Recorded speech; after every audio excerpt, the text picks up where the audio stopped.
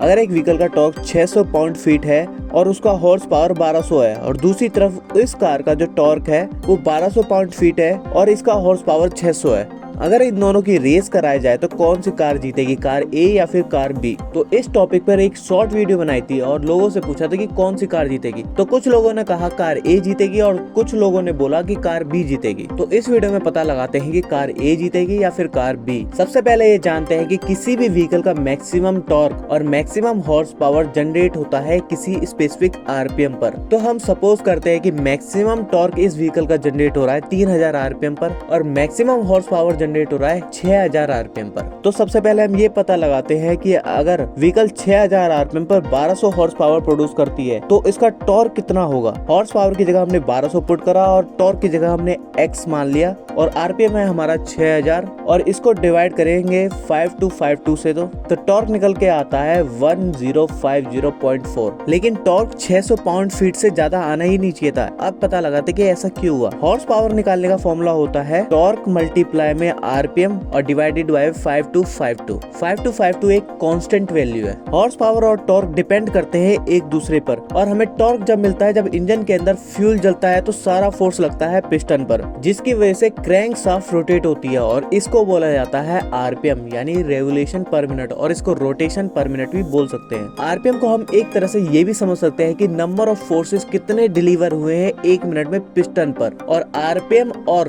Torque के multiplication से ही हमें पता चलता है कि हॉर्स पावर कितना है। इस वजह से टॉर्क और हॉर्स पावर एक दूसरे पे डिपेंड रहते हैं। अब हम पता लगाते हैं कि अगर 1200 हॉर्स पावर है और उसका 600 टॉर्क है तो इंजन का आरपीएम कितना होना चाहिए। तो सेम फॉर्मूले में पुट करते हैं तो आरपीएम निकल के आता है 10,504 आरपीएम। अगर किसी व्हीकल का हॉर्स पावर ज्यादा है तो उसका टॉर्क भी ज्यादा होगा तो उसके साथ साथ आरपीएम भी ज्यादा होगा, जिसकी वजह से जो व्हीकल की परफॉर्मेंस है वो बहुत ही अच्छी होगी ड्रैग रेस के लिए। और दूसरी तरफ इस व्हीकल का जो टॉर्क है वो बहुत ज्यादा है और हॉर्स पावर है कम, जिसकी वजह से इस तरह के व्हीकल लोड को ज्यादा कैरी कर सकते हैं। और इस तरह के व्हीकल यूज होते हैं कंस्ट्रक्शन लाइन में ताकि लोड को ज्यादा खींच सके और इनकी जो स्पीड होती है वो होती है काफी कम। और हाई टॉर्क वाली व्हीकल्स में फोर्सेस ज्यादा लगती है यानी इंजन के अंदर फ्यूल ज्यादा जलता है और विस्फोट भी काफी बड़ा होता है, जिसकी वजह से इनका नंबर ऑफ आरपीएम कम होता है। तो आप ये समझ गए होंगे कि केवल टॉर्क ज्यादा होने से व्हीकल की स्पीड ज्यादा नहीं होती। व्हीकल की स्पीड कितनी ज्यादा होगी टॉर्क और हॉर्स पावर पर डिपेंड करती है। वीडियो अगर इन्फॉर्मेटिव लगे तो लाइक एंड सब्सक्राइब कीजिए। धन्यवाद।